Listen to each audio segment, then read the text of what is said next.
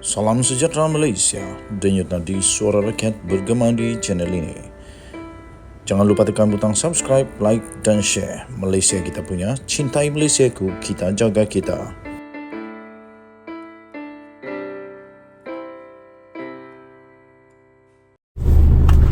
Salam sejahtera Malaysia, denyut nadi suara rakyat bergema di channel ini.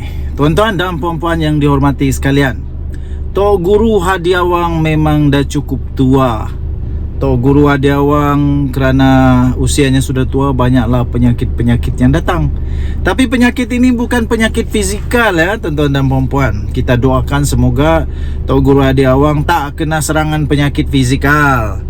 Tapi mungkin dia ada satu penyakit namanya penyakit murung. Penyakit murung. Hadi Awang belum pulih dari penyakit murung. Itu kata Adun Selangor. Penyakit murung. Woi, bahaya ni penyakit murung. Penyakit murung boleh membawa kepada tamatnya karier politik seseorang. Kamu setuju tak? Ataupun apa kesan kepada penyakit murung? Mana tahu kamu lebih pakar dalam jenis-jenis penyakit politik, kamu boleh beritahu apa kesan kepada penyakit murung dan simptom-simptom penyakit murung.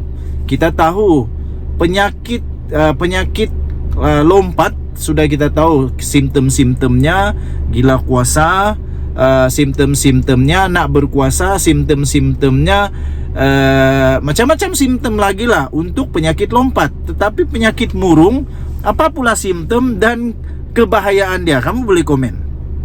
Adun Kota Anggerik iaitu Najwan Halimi menyifatkan Presiden PAS iaitu Tok Guru Hadi Awang belum pulih daripada penyakit kemurungan politik yang dihadapinya. Aduh, kesian bah. Ini selepas ahli Parlimen Marang itu menjangkakan kerajaan perpaduan yang diterajui oleh Perdana Menteri Datuk Seri Anwar Ibrahim kononnya akan tumbang tak lama lagi. Saya cuba untuk menganalisis bagaimana Anwar Ibrahim boleh tumbang, tetapi saya belum dapat cara bagaimana Hadi Awang boleh memujuk hati pendengar-pendengarnya. Bukan menipu juga, tapi dia memujuk. Dia memujuk hati para pendengarnya dengan meyakinkan bahawa Anwar Ibrahim akan tumbang tak lama lagi. Setelah saya kaji, hampir mustahil untuk Anwar boleh tumbang sekarang ini dengan mudah. Hampir mustahil, tak mustahil, kecuali memang ada geng yang betul-betul ramai sekali keluarlah. Kalau seorang-seorang dah tak boleh sekarang, dah ada anti lompat parti. Ya, minta maaf. Kata Adun Kota Anggerik itu omongan kosong daripada Presiden PAS yang secara konsisten dengan naratif kerajaan akan jatuh sejak Anwar Ibrahim berjaya membentuk kerajaan, menunjukkan sebenarnya betapa beliau masih lagi tidak dapat menerima realiti bahawa Seri Paduka Baginda yang di-Pertuan Agong sudah pun memperkenankan Anwar Ibrahim. Dan ditambah lagi selepas itu, bukan saja yang di-Pertuan Agong yang merestui pelantikan Anwar ini, pemilihan Anwar ini, tetapi semua raja-raja Melayu juga sudah berbincang. Raja-raja Melayu sudah berbincang di dalam perbincangan khas bersama Agong untuk meneliti siapakah yang lebih layak, paling layak untuk menjadi Perdana Menteri Malaysia. Setelah kaji beberapa hari, bukan sekejap tau, akhirnya Kebawah Duli Yang Maha Mulia Seri Paduka Baginda yang di-Pertuan Agong memilih Anwar Ibrahim. Tapi sampai sekarang Tok Guru Hadi Awang masih belum mendapat menerima realiti ini.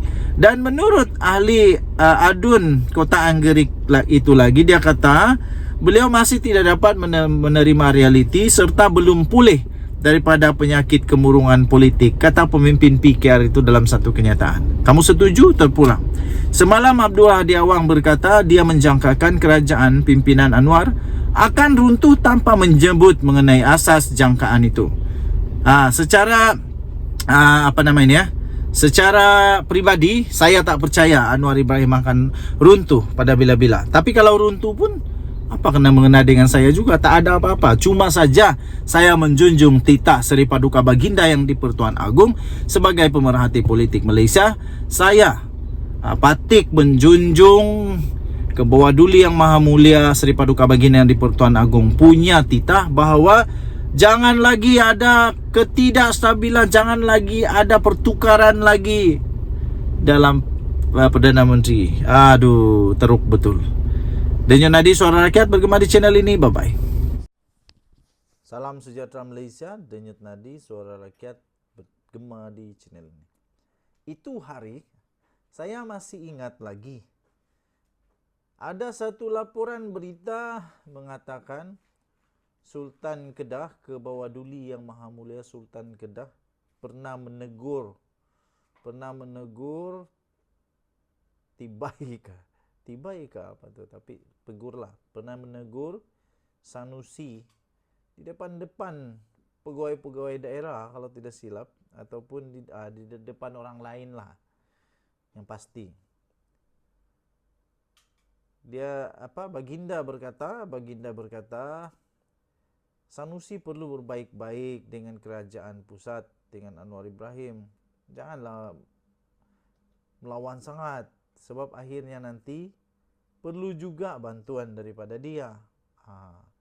Jadi sekarang sudah terbukti Sanusi pun perlu bantuan daripada Kuala Lumpur, daripada Putrajaya. Berkaitan dengan lapangan terbang Kulim yang memang memerlukan bantuan ataupun sokongan daripada Perdana Menteri Datuk Seri Anwar Ibrahim. Sanusi tiba-tiba membuat satu pengumuman yang agak mengejutkan juga. Beliau berkata Perdana Menteri belum dapat gambaran sebenar projek lapangan terbang Kulim. Kenapa tak dapat beri gambaran sebenar? Kenapa susah mau beri gambaran sebenar kepada Datuk Seri Anwar Ibrahim? Ataupun Datuk Seri Anwar Ibrahim tidak pandaikah tengok gambaran sebenar? Itu persoalan dialah. Tapi kita berharap semoga Datuk Seri Anwar Ibrahim dapat juga membantu projek ini supaya dapat dibuktikanlah bahawa kerajaan perpaduan ini tak pilih bulu.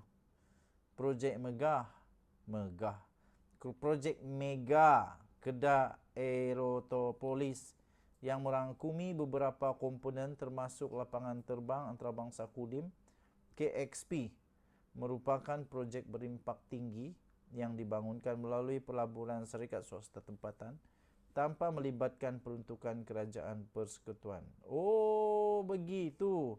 Tak melibatkan peruntukan kerajaan persekutuan. Sehubungan itu, Menteri Besar Kedah, Datuk Seri Muhammad Sanusi Madnor berkata, apa yang diperlukan kerajaan negeri ialah kerjasama daripada agensi persekutuan untuk memudah cara sebarang urusan berkaitan bidang kuasa kerajaan persekutuan seperti dalam urusan dengan Kementerian Pengangkutan. Nah, ada juga. Katanya dalam kedudukan kewangan yang kurang memberansangkan, kerajaan negeri Kedah memilih untuk melaksanakan projek berkenaan secara pelaburan swasta atau PFI sepenuhnya. Secara umum, projek ini adalah katalis yang berpotensi tinggi untuk menarik kemasukan pelabur asing melalui pembukaan kawasan perindustrian baru berasaskan industri berteknologi tinggi, aeroangkasa dan penerbangan. Katanya dalam satu kenyataan pada hari ini. Dalam pembentangan Belanjawan 2023 pada Jumaat yang lalu, Perdana Menteri Datuk Seri Anwar Ibrahim mengumumkan cadangan membesarkan lapangan terbang antarabangsa Pulau Pinang LTAPP dan lapangan terbang Sultan Abdul Aziz Shah LTS-AAS di Subang Selangor, namun bercadang untuk menghentikan pembinaan KXP. Anwar dipetik sebagai berkata pembesaran dua lapangan terbang itu dijangka memanfaatkan pertumbuhan ekonomi pada kos jauh lebih rendah berbanding dengan cadangan untuk pembinaan KXP yang dianggarkan berbelanja berbelanja 7 bilion sekaligus tidak boleh dipertimbangkan dalam keadaan sekarang, katanya. Mengulas lanjut, Muhammad Sanusi berkata, dalam konteks LTAPP, KXP tidak akan menjadi pesaing kepada lapangan terbang itu kerana KXP akan beroperasi sebagai hub kargo, manakala segmen penumpang belum dipertimbangkan. Katanya justru LTAPP boleh terus memberi fokus kepada perkhidmatan yang ditawarkan dan menerima bahawa projek KXP adalah untuk menjadi pelengkap bukannya pesaing kepada lapangan terbang itu. Denyut nadi suara rakyat bergema di channel ini.